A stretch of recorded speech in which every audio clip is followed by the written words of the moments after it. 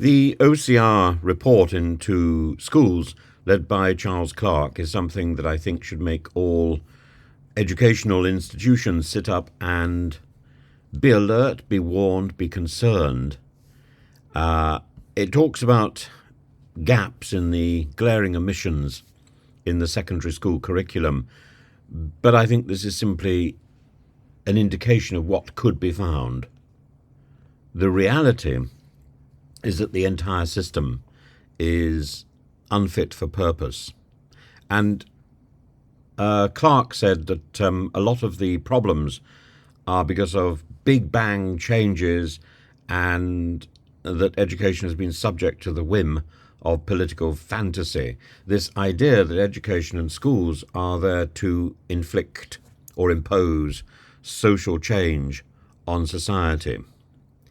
And this review has called for the government to provide leadership and a sense of urgency by recognising the glaring omissions on, for example, climate change, sustainability, and other major issues. But I think it's the area where secondary school education needs to be fixed is not so much in the content as in the methodology. The methodology of teaching has left real classroom interaction in the past. It's obsessed with bureaucracy, and while it's obsessed with bureaucracy, nobody can catch up. And the bits of teaching which remain are the bits which are not important. The passing on of information which students can get themselves. And the presence of classroom assistants. They're doing a lot of what the teacher should be doing, and they're not doing it as well. They're doing as well as they can, but these are part-time do-gooders in a way, and very valuable in a class. But they're valuable in the class because that's what the teachers should be doing. And the teachers instead are submerged by paperwork.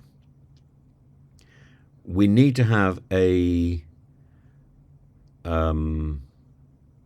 rethink all the way back to primary, because if children are coming out of primary school without a competence in English and maths, then they can't advance through secondary school. And this sort of remedial work, which goes on all the way through secondary school, this is really where the assistants come into their own, but it shouldn't be necessary. That should be done in primary school.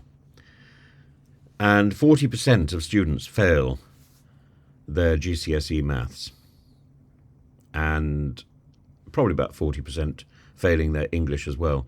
So that makes a nonsense of the basis on which education is built in our society. And then this idea where the catchwords of Piaget and Vygotsky have got so ingrained into the teaching of teachers that everything is about experiential learning, and that has been interpreted as putting out handouts, giving out handouts, which students file away and fill in. And because there isn't the time to mark, they mark their own stuff, or they hand them to each other and they mark their own stuff. And it's all about, our students, by the time they come out of school, they may be aware of form filling because that's all they've been doing. They're not really learning. They might be picking up a few scraps of information that their teachers are giving. But the two things which a teacher can do and should be doing to inspire and to guide, those aren't happening. Those aren't happening because of this desperation to meet the requirements, to tick the boxes, and because the resources are focused on a very strange interpretation of an interpretation. We need to admit that teachers can't do everything. And we need to buy in courses through the internet, putting that information on screens so the teachers are freed up. As you go through the education system, I could envisage the possibility of almost entire lessons being on screen, in the form of lectures that can be paused and commented on, or paused and questions asked. And the person who's doing the pausing and the person who's monitoring that would be the teacher, the classroom teacher. But it means that in practice, as you go up the school, the choice of information can expand to the extent that one classroom teacher could, quite conceivably, be in charge of two completely different subjects at the same time, which should open up the possibility of a multiplicity of choice in subjects for students. And the teacher can then guide the students to further reading, further research, remedial support, rather than be seen simply as the fountain of all information, and often failing.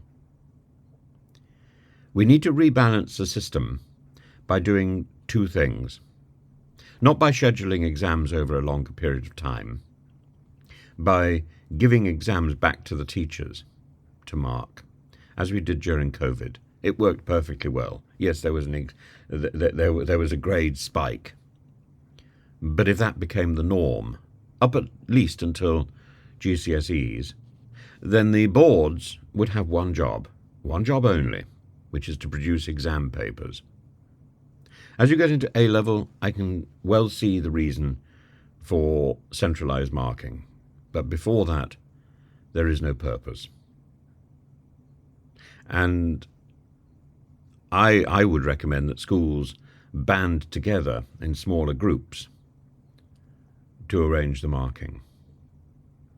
But this restores the importance of classroom teachers, because the idea that the teacher cannot be trusted to mark a GCSE is nonsensical. There may be cases where there isn't a classroom teacher available to mark a GCSE, in which case this is where the banding together of different schools would come in. It would also provide some extra funding for teachers, some extra money in the pocket, and it would free up the GCSE exam boards to get their questions right and to make sure that their papers are sound. If we can't do this, there is no question that the exam system will not be fit for purpose again, and B, our schools are going to collapse, because we're not valuing the one thing that is important in education, which is to trust the teacher. If we don't trust the teacher, then frankly we might as well give up. So, I would welcome this sort of report, but it doesn't go far enough.